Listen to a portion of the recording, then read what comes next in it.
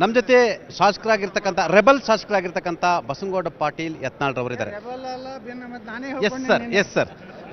ಯತ್ನಾಳ್ ಅವರೇ, ಇಲ್ಲ ನೀವು ಕೆಲವೊಂದು ವಿಷಯಗಳಲ್ಲಿ ರೆಬಲ್ ಆಗ್ತೀರಾ. ಆ ರೆಬಲ್ ಅದು ನಿಷ್ಠಾವಂತನ ಆಗ್ಬೋದು ಅಥವಾ ಅವರಿಗೆ ವಿರೋಧನೂ ಕೂಡ ಆಗ್ಬೋದು.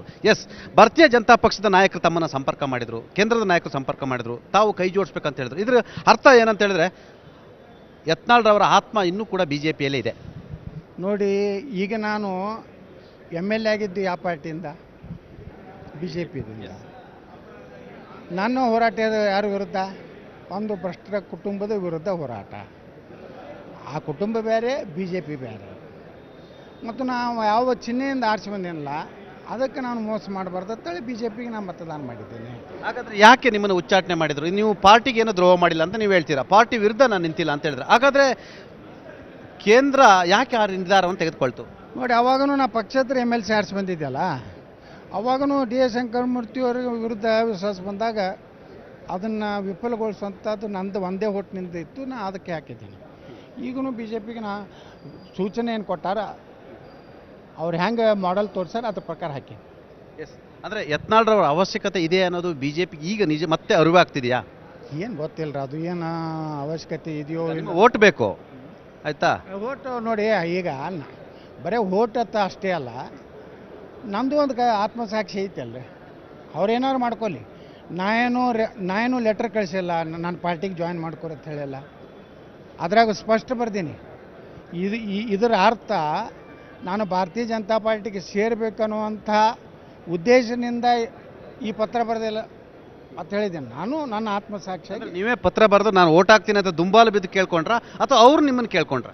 ದುಂಬಾಲ್ ಅವರು ಬಿದ್ದಿಲ್ಲ, ದುಂಬಾಲ್ ನಾನು ಬಿದ್ದಿಲ್ಲ. ದುಂಬಾಲ್ ಬಿದ್ದಿದ್ದು ನನ್ನ ಆತ್ಮಸಾಕ್ಷಿ, ನನ್ನ ಆತ್ಮಗೌರವ, ಅದು ದುಂಬಾಲ್ ಬಿತ್ತು. ಇನ್ನೊಂದು ಕಡೆ ನೀನು ಇಂಥ ತಪ್ಪು ಮಾಡಬೇಡ, ಅನುಮಾನಕ್ಕೆ ಕ್ರಿಯೇಟ್ ಆಗಬಾರ್ದು. ನಾನು ಕಾಂಗ್ರೆಸ್ಗೆ ಹಾಕಿದ್ರು ಯತ್ನಾಳ್ ಅನ್ನೋದನ್ನ ಮೆಸೇಜ್ ಪಾಸ್ ಮಾಡೋಕ್ಕಾಗಿ BJPಗೆ ಬಹಿರಂಗ ಪತ್ರ ಬರೆದು BJPಗೆ ಓಟ್ ಹಾಕ್ತೀನಿ ಅಂತ ಹೇಳಿದ್ರ? ಸತ್ಯ. ಯಾಕಂದ್ರೆ BJPಯಲ್ಲಿ ಒಂದು ಇಂಥ ಕುಟುಂಬ ಇದೆ, ನಾಳೆ ಏನು ಮಾಡ್ತಾರೆ, ಯತ್ನಾಳು ಕಾಂಗ್ರೆಸ್ ಕಡೆ ದುಡ್ಡು ತೊಗೊಂಡು ಓಟ್ ಹಾಕ್ಯಾನ ಅಂತ ಹೇಳ್ಬಿಡ್ತಾರೆ. ಭವಿಷ್ಯದ ದಿನಗಳಲ್ಲಿ ಯತ್ನಾಳ್ರು ಮತ್ತೆ BJPಗೆ ಒಂದು ಸಂದರ್ಭದಲ್ಲಿ ಅಂತ ಸಂದರ್ಭ ಬಂದರೆ ಇವರು ಕಾಂಗ್ರೆಸ್ಗೆ ದುಡ್ಡು ತಗೊಂಡು ಓಟ್ ಹಾಕಿದ್ರು ಅನ್ನೋದು ಬರಬಾರ್ದು ಅನ್ನೋ ಕಾರಣಕ್ಕಾಗಿ ಯತ್ನಾಳ್ರವರು ಮೊದಲೇ ಅಲ್ರಿ ಇಷ್ಟೊತ್ತಿಗೆ ಅವ್ರು ಕಳಿಸಿಬಿಟ್ಟಿರ್ತಿದ್ರು, ದಿಲ್ಲಿಗೆ ಹೋಗಿರ್ತಿದ್ರು ಟೊತ್ತಿಗೆ.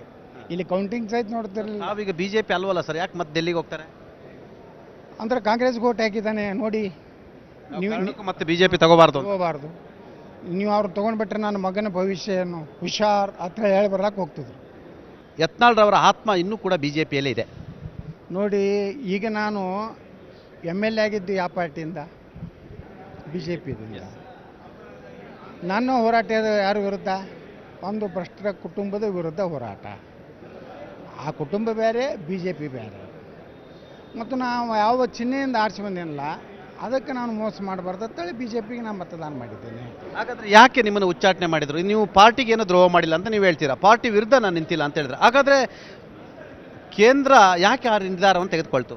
ನೋಡಿ, ಅವಾಗೂ ನಾ ಪಕ್ಷೇತರ MLC ಆರಿಸಿ ಬಂದಿದ್ದೆಲ್ಲ, ಅವಾಗೂ D.A. ಶಂಕರಮೂರ್ತಿ ಅವರ ವಿರುದ್ಧ ವಿಶ್ವಾಸ ಬಂದಾಗ ಅದನ್ನು ವಿಫಲಗೊಳಿಸುವಂಥದ್ದು ನಂದು ಒಂದೇ ಹೋಟ್ನಿಂದ ಇತ್ತು, ನಾ ಅದಕ್ಕೆ ಹಾಕಿದ್ದೀನಿ.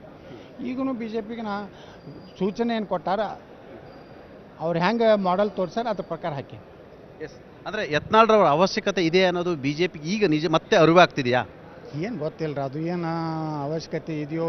ಓಟ್ ಬೇಕು, ಆಯಿತಾ?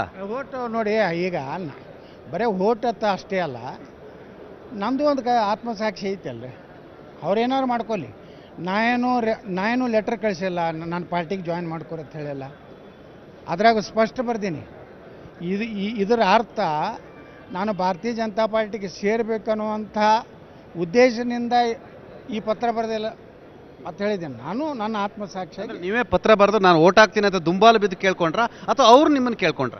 ದುಂಬಾಲ್ ಅವರು ಬಿದ್ದಿಲ್ಲ, ದುಂಬಾಲ್ ನಾನು ಬಿದ್ದಿಲ್ಲ. ದುಂಬಾಲ್ ಬಿದ್ದಿದ್ದು ನನ್ನ ಆತ್ಮಸಾಕ್ಷಿ, ನನ್ನ ಆತ್ಮಗೌರವ, ಅದು ದುಂಬಾಲ್ ಬಿತ್ತು. ಇನ್ನೊಂದು ಕಡೆ ನೀನು ಇಂಥ ತಪ್ಪು ಮಾಡಬೇಡ, ಅನುಮಾನಕ್ಕೆ ಕ್ರಿಯೇಟ್ ಆಗಬಾರ್ದು. ನಾನು ಕಾಂಗ್ರೆಸ್ಗೆ ಹಾಕಿದ್ರು ಯತ್ನಾಳ್ ಅನ್ನೋದನ್ನ ಮೆಸೇಜ್ ಪಾಸ್ ಮಾಡೋಕ್ಕಾಗಿ BJPಗೆ ಬಹಿರಂಗ ಪತ್ರ ಬರೆದು BJPಗೆ ಓಟ್ ಹಾಕ್ತೀನಿ ಅಂತ ಹೇಳಿದ್ರ? ಸತ್ಯ. ಯಾಕಂದ್ರೆ BJPಯಲ್ಲಿ ಒಂದು ಇಂಥ ಕುಟುಂಬ ಇದೆ, ನಾಳೆ ಏನು ಮಾಡ್ತಾರೆ, ಯತ್ನಾಳು ಕಾಂಗ್ರೆಸ್ ಕಡೆ ದುಡ್ಡು ತೊಗೊಂಡು ಓಟ್ ಹಾಕ್ಯಾನ ಅಂತ ಹೇಳ್ಬಿಡ್ತಾರೆ.